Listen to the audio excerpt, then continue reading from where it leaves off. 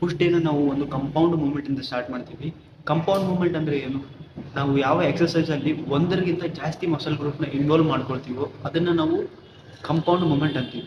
First compound movement incline dumbbell press. ಇದು ನನ್ನ one of the favourite exercise. ಈ ಎಕ್ಸಸೈಸ್ನ ಹೆಂಗೆ ಪರ್ಫಾರ್ಮ್ ಮಾಡಬೇಕು ಅಂದರೆ ಬೆಂಚ್ನ ಒಂದು 15 ಡಿಗ್ರಿ ಆ್ಯಂಗಲಲ್ಲಿ ಸೆಟ್ ಮಾಡ್ಕೋಬೇಕು. ಈ ಒಂದು ಎಕ್ಸಸೈಸ್ದು 3 ಸೆಟ್ ಮಾಡಬೇಕು. ರೆಪ್ ರೇಂಜು 8ರಿಂದ 12 ಇರಬೇಕು. Next compound moment machine chest press. ಈ ಎಕ್ಸಸೈಸ್ನ ನಾನು ಯಾಕೆ ಈ ಒಂದು ಸ್ಪ್ಲಿಟ್ಟಲ್ಲಿ ಇನ್ಕ್ಲೂಡ್ ಮಾಡ್ಕೊಂಡಿದ್ದೀನಿ ಅಂದರೆ ಇದು ಒಂದು ಫಿಕ್ಸ್ಡ್ ಪಾತಲ್ಲಿ ನಾವು ಮೂವ್ ಮಾಡ್ತಿರ್ತೀವಿ ವೆಯ್ಟ್ಸ್ನ. ಸೊ ಯಾವುದೇ ಥರದ ಸ್ವಿಂಗಿಂಗ್ ಅಥವಾ ಡಿಸ್ಕಂಫರ್ಟ್ ಫೀಲ್ ಆಗೋದು. ಈ ಎಕ್ಸಸೈಸ್ದು 3 ಸೆಟ್ ಮಾಡಿ ರೆಪ್ ರೇಂಜ್ ಸೇಮ್ 8ರಿಂದ 12 ಚೆಸ್ಟ್ಗೆ ಕಂಪೌಂಡ್ ಮೂಮೆಂಟ್ಸ್ ಆಯಿತು. ಇವಾಗ ಐಸೋಲೇಷನ್ ಮೂಮೆಂಟ್. ಐಸೋಲೇಷನ್ ಮೂಮೆಂಟ್ ಅಂದರೆ ಅಪೋಸಿಟ್ ಆಫ್ ಕಂಪೌಂಡ್ ಮೂಮೆಂಟ್. ಯಾವ ಎಕ್ಸಸೈಸಲ್ಲಿ ಬರೀ ಒಂದೇ ಮಸಲ್ ಗ್ರೂಪ್ ಇನ್ವಾಲ್ವ್ ಆಗಿರುತ್ತೋ ಅದನ್ನು ನಾವು ಐಸೋಲೇಷನ್ ಮೂಮೆಂಟ್ ಅಂತೀವಿ. So first isolation movement for chest is cable flies. So ಇದು ಕೂಡ one of the best exercise for chest. ಇದ್ರದ್ದು 2 ಸೆಟ್ ಮಾಡಿ ರೆಪ್ ರೇಂಜು 15ರಿಂದ 20 ಇರಲಿ. ಚೆಸ್ಟ್ ಮುಗೀತು. ಈಗ ಶೋಲ್ಡರ್ಸ್ಗೆ ನಾನು ಯಾವುದೇ ಥರದ ಕಂಪೌಂಡ್ ಮೂಮೆಂಟ್ನ ಇಲ್ಲಿ ಪಿಕ್ ಮಾಡಿಲ್ಲ. ಯಾಕೆ ಅಂದರೆ ನಾವು ಆಲ್ರೆಡಿ ಚೆಸ್ಟ್ ಪ್ರೆಸ್ ಮಾಡುವಾಗ ನಮ್ಮ ಫ್ರಂಟ್ ಡೆಲ್ಟ್ ಇನ್ವಾಲ್ವ್ ಆಗಿರುತ್ತೆ. ಸೊ ನಾನು ಇಲ್ಲಿ ಯಾವುದೇ ಥರದ ಓವರ್ ಹೆಡ್ ಪ್ರೆಸ್ನ ಇನ್ಕ್ಲೂಡ್ ಮಾಡ್ಕೊಂಡಿಲ್ಲ.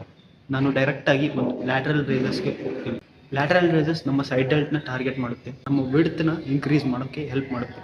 ಇದ್ರದ್ದು ನಾವು 4 ಸೆಟ್ ಮಾಡ್ತಾ ಇದ್ದೀವಿ. ಯಾಕಂದರೆ ನಾವು ಹೈಟ್ ಬೆಳೆಯೋಕ್ಕಾಗಲ್ಲ, ಅಗಲನಾದರೂ ಬೆಳೆಯೋಣ. ರೆಪ್ ರೇಂಜು ಅಗೇನ್ ಇದೊಂದು ಐಸೋಲೇಷನ್ ಮೂಮೆಂಟ್ ಆಗಿರೋದ್ರಿಂದ ರೆಪ್ ರೇಂಜ್ 15ರಿಂದ 20 ಇದ್ದರೆ ಒಳ್ಳೆಯದು.